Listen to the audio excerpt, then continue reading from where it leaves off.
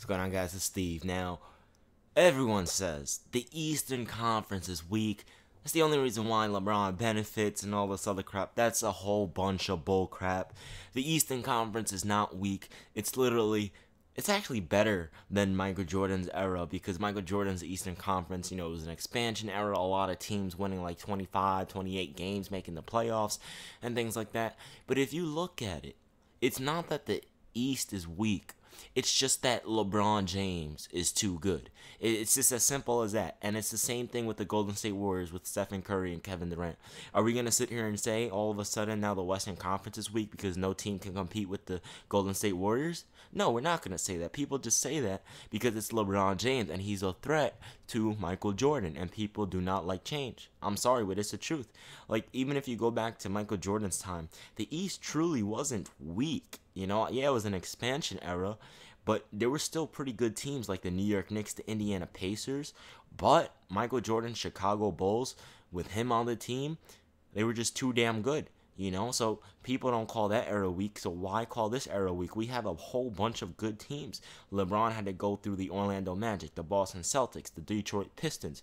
Those teams all made it to the finals. Two of those teams won NBA championships, and LeBron James put up historic numbers against those teams. Now, even if you want to look at the modern era, with LeBron James, the Washington Wizards are a pretty solid team. I would say they're pretty much almost as good as the New York Knicks were back in the 90s. Okay, the Boston Celtics are like the Indiana Pacers of today. It's literally the same exact thing. And when LeBron was in Miami, Indiana forced 7 games against Miami.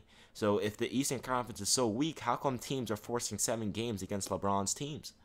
It's either that the Eastern Conference is not weak and it's just LeBron James is too damn good, or it's just the fact that people just don't like LeBron James. It has to be one of those two, because if you truly look at it, it's not that the Eastern Conference is weak. It's just that people, they can't appreciate LeBron James. Like, when I say Michael Jordan's era was weak, I'm not saying it was a terrible era, all of the teams suck. I'm not saying that. I'm just saying LeBron, he had better competition than Michael Jordan in terms of, in the finals.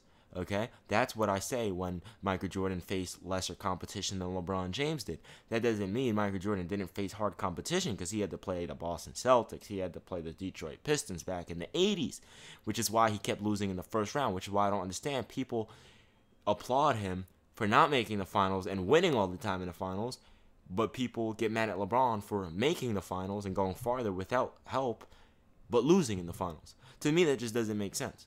Okay, so it's not that the Eastern Conference is weak. It's actually far from that. It's not weak. You're gonna sit there and say the Western Conference is weak because Steph and Kevin Durant are on the same team?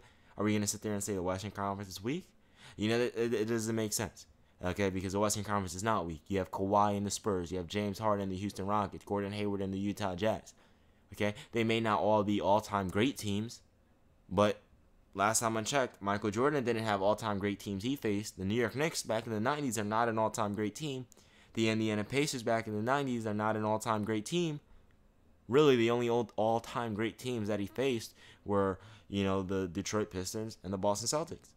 So that's the truth, man. So Kyle Lowry pretty much just came out and said LeBron James is the greatest player in NBA history. He came out and he said that when asked about the Cleveland Cavaliers, he said, they've got LeBron James and nobody is closing the gap on him. So what does that mean? There's not one player even close to as good as LeBron James is. That's just a simple fact. That's just the fact. That's just an easy fact. Everyone understands this. There's not one player that is as good as LeBron James, or not even as close as LeBron James. But that's besides the point of the video. The point of the video is to prove that LeBron James in the regular season just goes coast mode. If you look at LeBron James right now, people say he's not a great scorer. When was the last time we had someone that's not a great scorer average 27 points per game for his career? When was the last time we had someone that's not a great scorer average 28 points per game in the NBA playoffs? I don't think we've ever had that. And the simple fact is LeBron James is one of the best scorers in NBA history. The simple fact is that right now, he's proving that in the regular season, he don't give a damn. If he were to play like he played in his younger days, hard, like he does in the playoffs, in the regular season, he would be averaging like 30 points per game, 8 rebounds per game, 8 assists per game. He's averaging 31 points per game. Actually, I think it's like 32. I'll say 31, though. He's averaging 31 points per game, 9 rebounds, and 8 assists. 9 rebounds and 9 assists. In the playoffs at age 32. At age 32, he's averaging 32, 9, and 9. And people were saying he's not the greatest player in the world. You know, some people really think Kawhi is better than LeBron. Some people really think Steph is better than LeBron. Some people really think Kevin Durant is better than LeBron. It's not even close. I mean, this just proves that LeBron James, in the regular season, he's really just coasting. That's pretty much what he's doing. He's just on cruise control. I know he's playing a lot of minutes still, but if he were really going hard, he would be averaging 30. I mean, what did he average? Like 26 points per game, 9 rebounds, 9 assists in the regular season. Now in the playoffs, he's averaging, 32, 9, and 9? I mean, come on, man. This dude, if he wanted to, he could average a triple-double. If he wanted to. But that just shows you how much he doesn't give a damn about the regular season. Because if he did, he would average a triple-double. He's literally 1 rebound and 1 assist off from a triple-double per game. 1 rebound per game and 1 assist per game off from a triple-double. So if he wanted to, just like Russell Westbrook wanted to, LeBron could average that in his sleep. LeBron would average a triple-double in his sleep. And it's crazy. It's honestly scary. We've never seen someone this good. And I'd just like to say, yesterday, on my LeBron James video, when I said he pretty much came out and said he's the greatest player ever and he has nothing left to prove, that couldn't be farther from the truth. You know, it simply could not be farther from the truth because he has nothing to prove whatsoever. LeBron has nothing to prove. But that's not the point. The point is that this guy, his coasting, this should make you really appreciate how good he is. Him coasting, he still averages better numbers than 99.9% of the NBA. That's ridiculous. That's absolutely ridiculous. His numbers by coasting are still better than 99.9% of the National Basketball Association in the regular season and in the playoffs. Think about all of the great players that everyone considers the top of the top right now. Stephen Curry, Kawhi, Kevin Durant, Russ James, Anthony Davis, DeMarcus Cousins. Okay, those are the top of the top at this point in time, right? But if you really look at it, LeBron is coasting and averaging 26, 9, and 9. But what did Kevin Durant average? What was it, like 27, 9, and 5? Okay? And then what did Stephen Curry average? 26, 5, and 5? 26, 5, and 7? Russ, obviously, 31, 10, and 10. James Harden, 29, 9, and 11. Anthony Davis, what was it, like 28? You know what I mean? Like, his numbers are still right there with the top players in the league. While those players are trying their asses off, he's just coasting. You know, that's ridiculous. He's honestly just coasting, and he's averaging the same numbers as these players are. And those players are working their asses off trying to put up great numbers because they have stuff to prove. LeBron doesn't have anything to prove. The scariest part is, and I was reading the comments to some of the videos yesterday. LeBron haters are really ridiculous. You know, I never realized how bad LeBron haters are. Like, they're almost as bad. Well, they are as bad because they're pretty much all the Michael Jordan stans, pretty much, the fanboys. They're just as bad as Michael Jordan fanboys. Like, to Michael Jordan fans, like, he's perfect. He's never done anything wrong, even though he could never make it out the first round without Scottie Pippen, even though he was a first round exit for, like, what, 7 years? You know, you blame LeBron James for that. You blame LeBron for getting farther than Michael Jordan did without help. But if Michael Jordan made the finals without help, he would still lose just like LeBron lost without help in the NBA finals. You know, it's literally the same exact concept.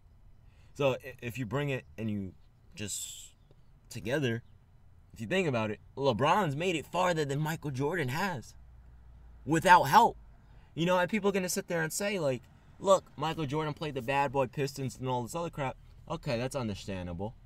But at the same time, LeBron has played some pretty damn good teams as well, like the Boston Celtics. And it's not even that he's not playing good teams. Okay, maybe he's not playing as good of teams as Michael Jordan did when he was in the regular season. But when he's in the finals, he's playing better teams than Michael Jordan ever played. Think about it. LeBron has had to play against the San Antonio Spurs, an all-time great team. And even before that, he had to play against one of the best teams ever in the Boston Celtics with their big three, all Hall of Famers, all top 50 players in NBA history, Ray Allen, Paul Pierce, Kevin Garnett. He had to play against them. Okay, he had twice, and then he had to overcome them again. And let's not forget, they were down 3-2, and what did he do? 45-point performance, one of the best performances in NBA history. I mean, golly, what else do you want from this man? I mean, here's something that someone put in the comments. Now, I apologize that I don't remember your name, but someone said this in the comments. He said LeBron James became the greatest player of all time after the 2016 NBA Finals. To me, he was the greatest ever back in 2014. But to this guy, it was 2016. And I agree with his reasoning. So and by the way, if you hear that, trucks and stuff, my bedroom, again, is in the front of my apartment building. So you can understand this is Brooklyn, New York City. You guys get the drift by now, okay? Anyway, he said LeBron became the best after the 2016 Finals. And his reasoning was the first player in NBA history to lead his team from a 3-1 deficit and win an NBA championship. But he also said he didn't just come back from a 3-1 deficit against a regular team. He did it against the best regular season team in NBA history at 73-9, who also had the first unanimous MVP, who had one of the best regular season seasons in NBA history in Stephen Curry, 50-40-90, 35-7. I mean, ridiculous, right? Okay. Now, he also did it against one of the most stacked teams of all time. And he also had epic performance in games 5, 6, and 7, 41 points in game 5, 41 points in game 6, and a triple-double, and one of the possibly the best block in NBA history. That's clutch right there. That's a clutch play in NBA history with that block. That's when he became the best player of all time. And I couldn't agree more. I mean, it's pretty much becoming a universal acceptance. It's pretty much becoming universal that LeBron James is the greatest basketball player of all time. And it's about damn time people are realizing it. You know, it's about time people are realizing that, look, LeBron is the best player in NBA history. It's a simple fact, okay? It's that simple. It's become to that level now that everyone, not everyone, but for the most part, people are agreeing that LeBron James is the greatest player in NBA history. And to me, it's about damn time he's getting his respect.